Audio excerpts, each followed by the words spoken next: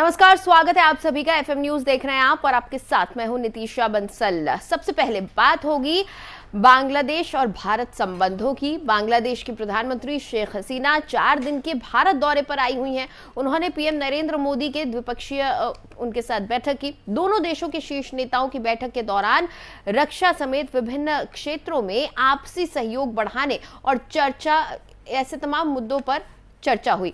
इस मौके पर पीएम मोदी ने कहा कि आज बांग्लादेश भारत का सबसे बड़ा विकास भागीदार है और इस क्षेत्र में हमारा सबसे बड़ा व्यापारी भी है, व्यापार में भी हमारा साथ देता है। उन्होंने ये भी कहा कि लोगों के सहयोग में निरंतर सुधार भी हो रहा है।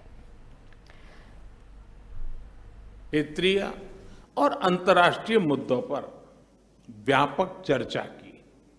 हम दोनों का मानना है कि कोविड महामारी और हाल के वैश्विक घटनाक्रम से सीख लेकर हमें अपनी अर्थव्यवस्थाओं को और मजबूत बनाना होगा।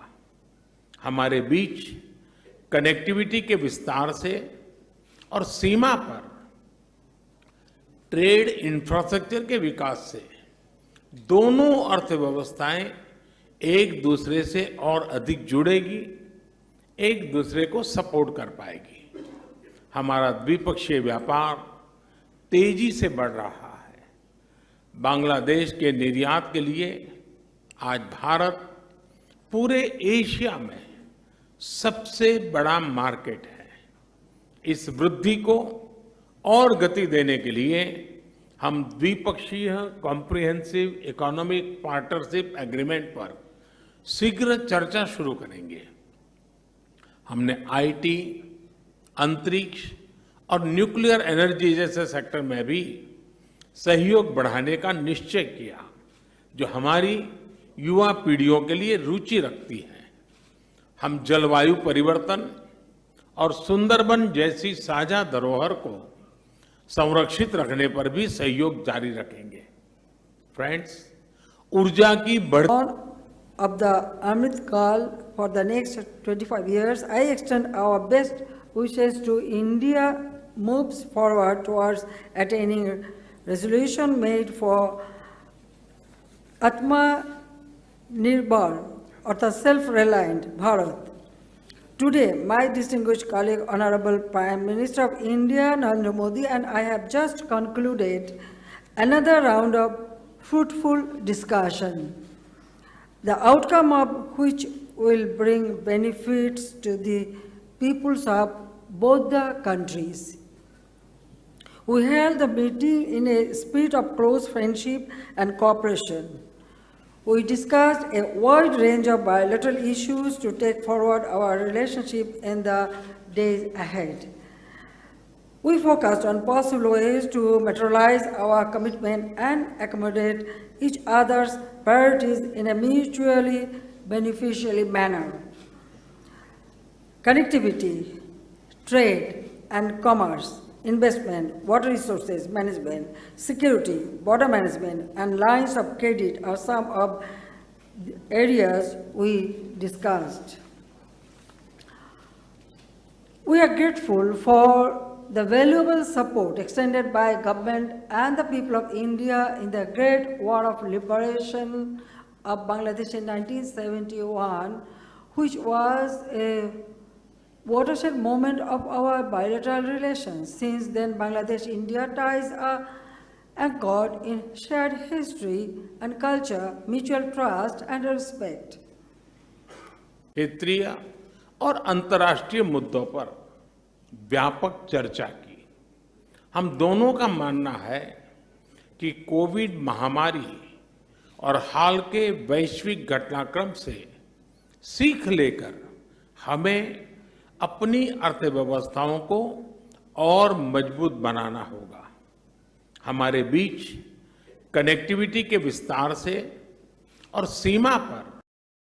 और बिहार के मुख्यमंत्री नीतीश कुमार 3 दिवसीय दिल्ली दौरे पर हैं। इस दौरान आज उन्होंने दिल्ली के मुख्यमंत्री अरविंद केजरीवाल से मुलाकात की। नीतीश कुमार ने सीपीआईएम नेता सीताराम येचुरी से भी मुलाकात की। नीतीश कुमार ने मीडिया से बातचीत के दौरान कहा कि वो विपक्षी दलों को एक करने की कोशिश कर रहे हैं। नीतीश कुमार ने कहा कि विपक्ष को एकजुट होकर संविधान की रक्षा करनी चाहिए। आपको बता दें कि बिहार के मुख्यमंत्री नीतीश कुमार अपने 3 दिवसीय दौरे के तहत राजधानी दिल्ली पहुंचे हुए हैं। 5 सितंबर को एयरपोर्ट से निकलते ही नीतीश कुमार राहुल गांधी से मिलने उनके आवास पर पहुंचे थे। इस दौरान उन्होंने मीडिया से कहा कि वो राष्ट्रपति द्रौपदी मुर्मू और उपराष्ट्रपति जगदीप धनखड़ से भी मुलाकात करेंगे। नीतीश ने ये भी कहा कि वो विपक्ष के बाकी नेताओं से भी मिलेंगे।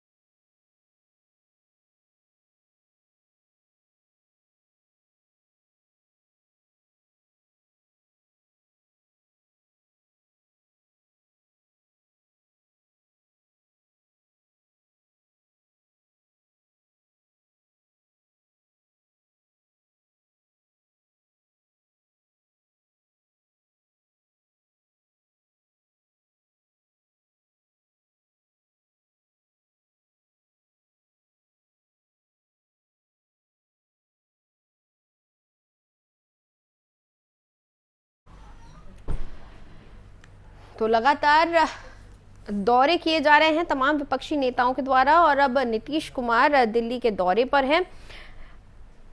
निरंजन पोद्दार जी इस वक्त फोन लाइन पर मेरे साथ जुड़े हुए हैं, राजनीतिक विश्लेषक हैं। तमाम जो तैयारियां विपक्ष की चल रही हैं उसको समझने में हमारी बेहतर मदद करेंगे। बहुत बहुत स्वागत है निरंजन जी एफएम न्यूज पर आपका। जी नमस्कार। निरंजन जी, लगातार हम देख रहे हैं एक के बाद एक दौरे चल रहे हैं विपक्ष के इस बीच। पहले केसीआर आते हैं, पटना आते हैं, वहां मुलाकात करते हैं, फिर पटना से नीतीश कुमार अब दिल्ली आ गए हैं। ये जो तमाम दौरे हैं ये विपक्ष एकजुट होने की कोशिश कर रहा है या फिर एक अनार 100 बीमार, 2024 प्रधानमंत्री पद और तमाम चेहरे, तमाम प्रत्याशी?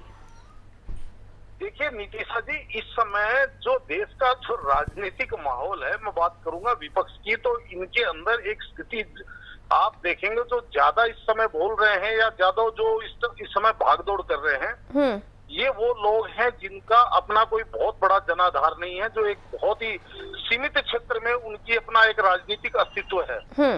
और इसको आप इस तरीके से कहते हैं, न सूत न कपास, जुलाहों में लट्ठम लट्ठ, ये वो स्थिति हो रही है आज देश के अंदर। जिसको देखो वो अपने आप को प्रधानमंत्री पद का दावेदार, जबकि मैं आपको बोलना चाहता हूँ कि जो नीतीश कुमार जी हैं ये भारतीय जनता पार्टी के साथ मिलकर के 2020 के अंदर इन्होंने बिहार के अंदर बिहार विधानसभा चुनाव लड़े थे और भारतीय जनता पार्टी लगभग 110-11 सीटों के ऊपर चुनाव लड़ी थी, जबकि नीतीश कुमार जी 113 सीटों के ऊपर चुनाव लड़े और उनकी सीटें 46, जबकि भारतीय जनता पार्टी की सीटें जो है 75 से ऊपर सीटें थी। तो कहने का तात्पर्य ये है कि जो अपने गृह राज्य के अंदर अपने जो उनका जो परसेंटेज सक्सेस परसेंट है 50% से नीचे है, वो व्यक्ति आज इन 272 सीटों की अगर लिए और या यूं कहें कि केंद्र के अंदर अपनी सरकार बनाने के लिए, प्रधानमंत्री पद के लिए अगर वो जद्दोजहद कर रहे हैं, तो मेरे हिसाब से ये उनकी दूर की कौड़ी है और एक बहुत ही स्वीट सपना या स्वीट ड्रीम जिसको कह सकते हैं। और उसके ऊपर नीतीशा जी किसी का कोई टैक्स नहीं लगता है, कोई भी आदमी कोई भी सपना देख सकता है। यानी वही बात हो गई कि एक अनार और 100 बीमार। जी, बात करेंगे केसीआर की, तो केसीआर देखिए तेलंगाना के अंदर उनकी अभी राजनीतिक स्थिति जो है वो कहीं ना कहीं डावाडोल है। विधानसभा चुनावों में भी उनको लग रहा है, जो तेलंगाना विधानसभा चुनाव है उनको भी पता है कि उनकी अभी जो एंटी इनकम्बेंसी है या जिस तरीके से जनता के अंदर उनके प्रति एक आक्रोश है, लेकिन बावजूद उसके वो कहीं ना कहीं प्रधानमंत्री पद का सपना देख रहे हैं नीतीशा जी। और जो वास्तव में जो प्रधानमंत्री पद की लाइन में है और जिनको जनता आज ये कह रही है कि भाई फला आदमी को प्रधानमंत्री बनना चाहिए, मैं बात करूंगा योगी आदित्यनाथ जी की, जिसको आज देश का हर तीसरा व्यक्ति कह रहा है कि अब अगला प्रधानमंत्री योगी आदित्यनाथ जी को होना चाहिए। वो कहीं भी अपने आप को दौड़ में बता ही नहीं रहे। यानी कि नीतीशा जी जो व्यक्ति प्रधानमंत्री के रूप में देखना चाहते हैं, उसका कहीं कोई नामो निशान नहीं, वो कहीं कोई उनकी कोई चर्चा है। तो क्या लग रहा है आपको, नीतीश कुमार अब ये दिल्ली में जो दौरा कर रहे हैं, तमाम लोगों से मिल रहे हैं, उन्होंने राहुल गांधी से भी मुलाकात की है, इस दौरे का, इस जो मुलाकातों का ये सिलसिला है, इसका क्या नतीजा निकलने वाला है? नहीं, देखिए ऐसा है कि राजनीति के अंदर सबसे पहले तो गोलबंदी की जाती है। गोलबंदी इसलिए की जाती है कि अगर मान लीजिए कहीं बिल्ली के भाग का छीका टूटता है और कोई 2024 में अगर सत्ता परिवर्तन होता है तो जी। इसी गोलबंदी के तहत मलाईदार पद और मलाईदार मंत्रालय प्राप्त करने की एक जद्दोजहद है और उसी का एक प्लेटफॉर्म है। जबकि उनको भी इस चीज का पता है कि आज प्रधानमंत्री पद के लिए जिस तरीके से अगर मैं बात करूं राष्ट्रीय राजनीति की, तो देखिए कांग्रेस के अंदर राहुल गांधी दमखम ठोक रहे हैं और इधर ममता बनर्जी भी अभी पीछे प्रयास कर रही थी, शरद पवार भी लाइन में है और अब एक नए कैंडिडेट और प्रधानमंत्री के जो आगे हैं जिनको हम कहेंगे पीएम इन वेटिंग, वो अरविंद केजरीवाल जी। आपने देखा होगा मनीष सिसोदिया जी के यहाँ बिल्कुल सीधे तौर पर आम आदमी पार्टी कोशिश कर रही है कि केजरीवाल वर्सेस मोदी का ऐलान कर दिया जाए अभी से ही 2024 के लिए। जी, तो इसीलिए मैं आपको जो बताना चाह रहा था नीतीशा जी, देखिए आज जनता इस चीज को देख रही है और कहीं ना कहीं बहुत सारी चीजें हैं जो हास्यास्पद लग रही है, खासकर केसीआर जैसे व्यक्ति जिनका तेलंगाना को छोड़ करके पूरे भारत के अंदर कहीं कोई पृष्ठभूमि वर्चस्व नहीं है, उसके बावजूद आज तेलंगाना के कार्यों का पूरे देश के जितने भी राष्ट्रीय हर एक राज्यों के अंदर, यानी कि आप देखेंगे पंजाब, राजस्थान, हरियाणा के अंदर भी उनके फुल पेज उनके ऐड आते हैं। तो कहीं ना कहीं वो ये चाहते हैं कि या वो उनका एक अपना दायरा बढ़ाना चाह रहे हैं, अपनी पहचान बढ़ाना चाह रहे हैं। दायरा बढ़ाने में नीतीशा जी कहीं किसी को कोई आपत्ति नहीं होनी चाहिए, दायरा बढ़ाना भी चाहिए। लेकिन अगर वो प्रधानमंत्री पद का अगर वो समझ लीजिए स्वप्न सजोए हुए हैं, तो ये कहीं ना कहीं ऐसा लग रहा है कुछ ज्यादा है। ठीक है, बहुत बहुत शुक्रिया निरंजन जी एफएम न्यूज से बात करने के लिए।